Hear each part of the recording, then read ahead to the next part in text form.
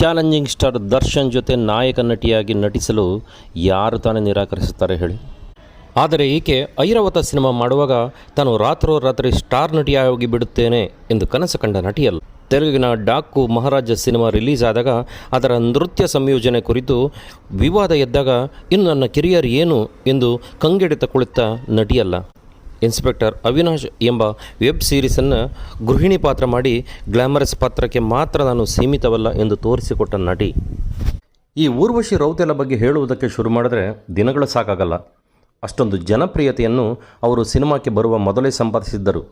ತನ್ನ 15ನೇ ವಯಸ್ಸಿನಲ್ಲೇ ಮಾಡೆಲಿಂಗು ಪ್ರಾರಂಭಿಸಿ 2009ರಲ್ಲಿ ಮಿಸ್ ಟೀನ್ ಇಂಡಿಯಾ ಪ್ರಶಸ್ತಿಯನ್ನು ಪಡೆದರು.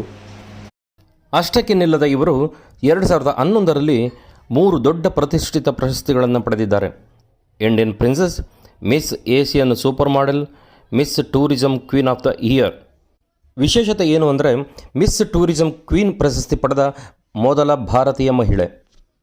ಇವರು ಎಷ್ಟರ ಮಟ್ಟಿಗೆ ಕೆರಿಯರ್ ಓರಿಯೆಂಟೆಡ್ ಪರ್ಸನ್ ಅಂದರೆ 2012ರಲ್ಲಿ ಮಿಸ್ ಯೂನಿವರ್ಸ್ ಇಂಡಿಯಾ ಪ್ರಶಸ್ತಿ ಗೆದ್ದು ಕಿರೀಟ ಮುಡಿಗೇರಿಸಿಕೊಂಡರೂ ವಯಸ್ಸಿನ ಬಗ್ಗೆ ಬಂದ ತಕರಾರಿನಿಂದಾಗಿ ಅಂದರೆ 18 ವರ್ಷ ತುಂಬದ ಕಾರಣ ಅದನ್ನು ಹಿಂದಿರುಗಿಸಬೇಕಾಯಿತು.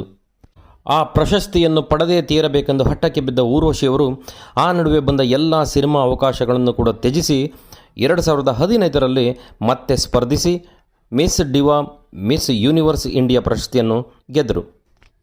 ನಂತರ ಅವರು ತಮ್ಮ ಮೊದಲ ಸಿನಿಮಾ ಸಾಹೇಬ್ ದಿ ಗ್ರೇಟ್ ಸಿನಿಮಾದಲ್ಲಿ ಸನ್ನಿ ಡಿಯೋಲ್ ಜೊತೆ ನಟಿಸಿದರು. ಯೋಯೋ ಹನಿ ಸಿಂಗ್ ಜೊತೆ ಲವ್ ಡೋಸ್ ವಿಡಿಯೋ ಆಲ್ಬಮ್ನಲ್ಲಿ ನಟಿಸಿದ ನಂತರ ಅವರ ಜನಪ್ರಿಯತೆ ವಿಪರೀತ ಮಟ್ಟಕ್ಕೆ ಬೆಳೆಯಿತು. ಇಷ್ಟೇ ಅಲ್ಲದೆ 2020ರಲ್ಲಿ ಅರಬ್ ಫ್ಯಾಷನ್ ವೀಕ್ನಲ್ಲಿ ಶೋ ಟಾಪರ್ ಆಗಿ ನಡೆದ ಮೊದಲ ಭಾರತೀಯ ಮಹಿಳೆ ಎಂಬ ಹೆಗ್ಗಳಿಕೆಗೆ ಪಾತ್ರರಾಗಿದ್ದಾರೆ. ಈಗಿನ ವರದಿಯ ಪ್ರಕಾರ ಇವರ ಒಟ್ಟು ಆಸ್ತಿಯ ಮೌಲ್ಯ ಸುಮಾರು 250 ಕೋಟಿ.